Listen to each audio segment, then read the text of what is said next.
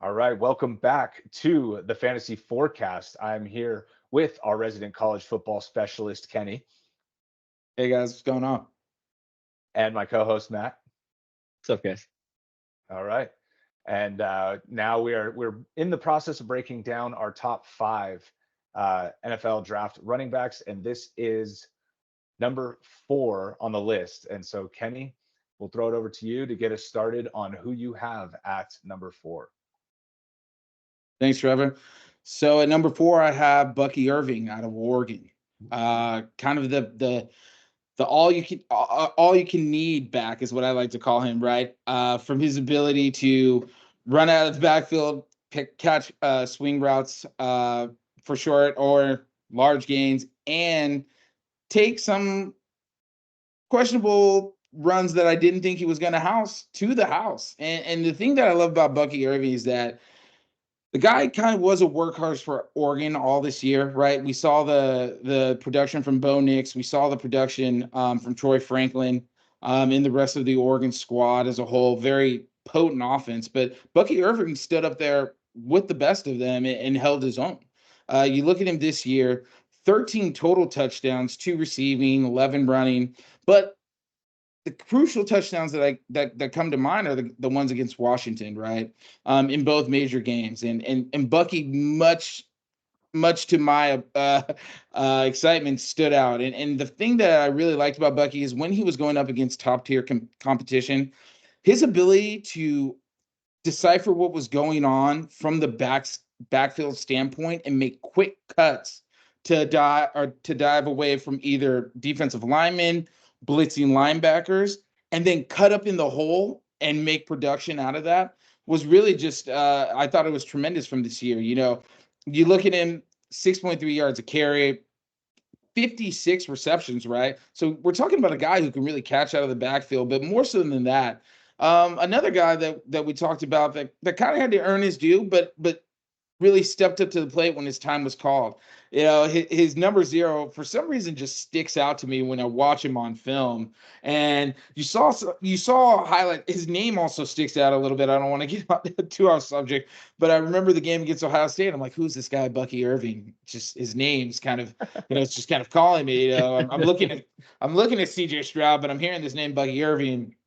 But the thing that I really like about him again is his feet are tremendously quick. And the thing that I think that he'll be most productive in an NFL offense is really behind a guard or trap scheme offense that you can see, right, where you have some of those big guards pulling around, coming downhill, and or tackles coming downhill, smacking people in the mouth. But you have to make an initial cut off of that guy and be able to separate in that point. And I think that Bucky Irving could fit right in there. And at the same time, the deception you can get from Bucky Irving is faking a GT or faking a guard trap, getting him up into the linebacker level, and his quick ability will allow him to separate linebackers on short and third plays, or third and short plays. Sorry. Yeah, I had Bucky at five, and I actually really like him. The only knock on him, I think, is his size, Yeah. right? I mean, he is very small. He's 5'8", 5'9", 190. So, there aren't very many comparable running backs to that, and that have played at that size. So if he is able to bulk up a little bit, maybe he can run between the tackles a little bit more, or he can be if he translates his missed tackle rate into the NFL with how shifty he is, then that could help him a lot too.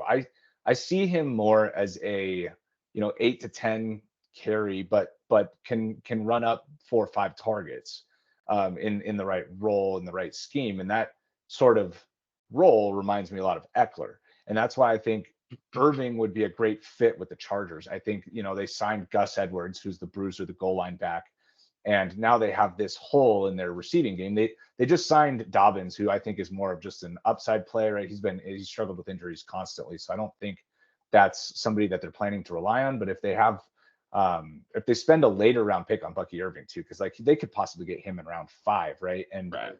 and if that's going to be the route they take at running back instead of going up in the third round for Corum or something like that, I think that he's a very natural fit to what they just lost at the position. So Right. And like I said, he's very, very good with missed tackle rate. He's only behind Benson in this class in that mark. And he also, very good in yards per route run, which he's not like Benson in the fact that Benson didn't run very many routes and just got the ball a lot on his routes.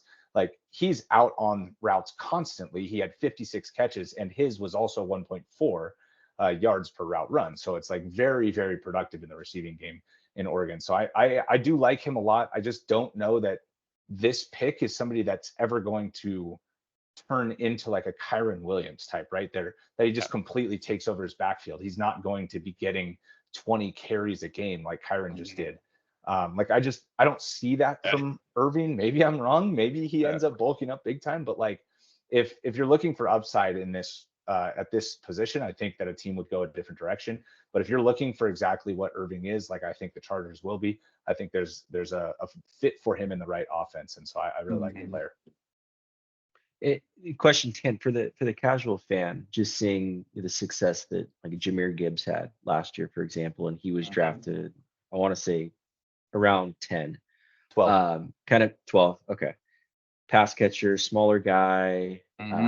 How do you kind of compare and contrast the two? And do you see kind of like a similar role? I guess just to add to, Trevor's point with Eckler, how do you kind of compare those guys?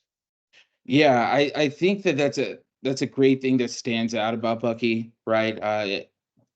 It's not just that his swing routes are going for massive gains, but they're smooth and he knows how to run them against the defense. What I think of him as is kind of a Jalen Warren with better hands, a guy who can run through the tackles, who can get up in there, but also has the ability to get outside and is also a little bit quicker, right?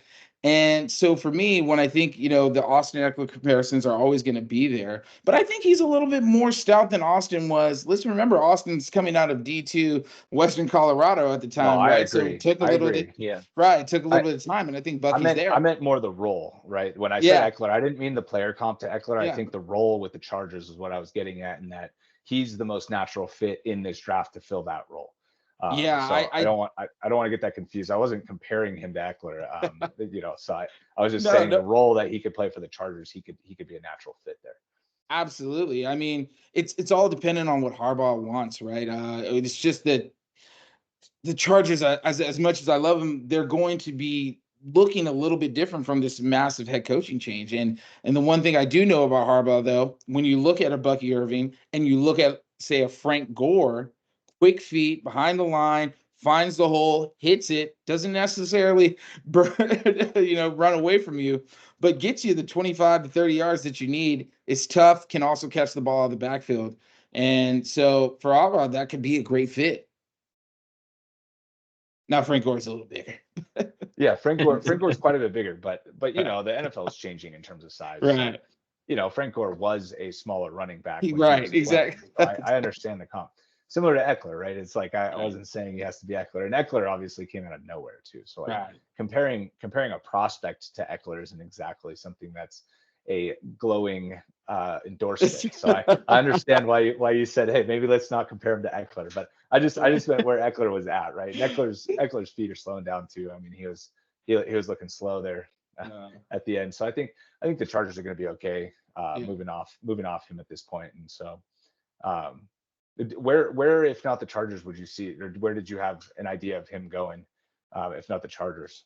Yeah, so for me, I kind of had him going with the Denver Broncos and Sean Payton over there. And the reason I said that is when you look back at Sean Payton and kind of over the years, I know the things that he's done with his previous running backs. He's always kind of liked a little bit of more of a power back side of things when he's going at it. But when you look at the versatility that comes with a Bucky Irving, he's always, he's had his sorry, he's had his Deuce McAllister, he's had his I'm actually missing on the name. We might need Well, they have Javonte Williams currently, right? And so they have the players they have in Denver in the backfield are Javonte Williams, who's still on his rookie deal.